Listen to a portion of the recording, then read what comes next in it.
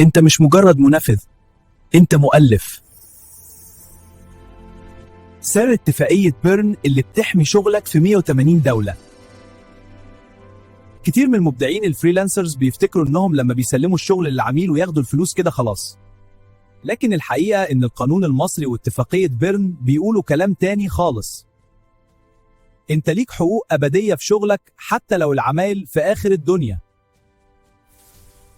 حقوقك كمبدع متقسمة لنوعين لازم تعرفهم. أولاً الحقوق المالية أو economic rights، دي الحقوق اللي ممكن تتباع مقابل استغلال الشغل تجارياً، وفي العقود الدولية بنسميها transfer of rights. ممكن تحدد التنازل ده بمدة أو مكان أو حتى في كل العالم. ثانياً الحقوق الأدبية أو moral rights، ودي الكنز الحقيقي اللي ما بيتباعش.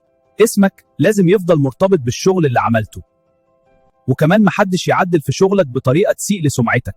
طيب إزاي تضمن حقوقك في العقد؟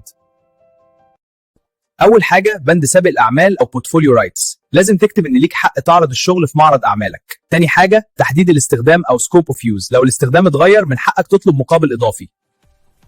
والجميل إن الحماية بتبدأ بمجرد ابتكار العمل، يعني مش لازم تسجيل رسمي عشان تثبت حقك. مجرد وجود العمل على جهازك أو إيميلك بيثبت ملكيتك. معلومة مهمة، التنازل عن كل إنتاجك المستقبلي باطل قانونا. نصيحة النهاردة، اسمك هو البراند الحقيقي بتاعك، فحافظ عليه وما تدفعش حقوقك الأدبية ببلاش. وقول لي في التعليقات، حصل معاك قبل كده ان عميل نشر شغلك باسمه؟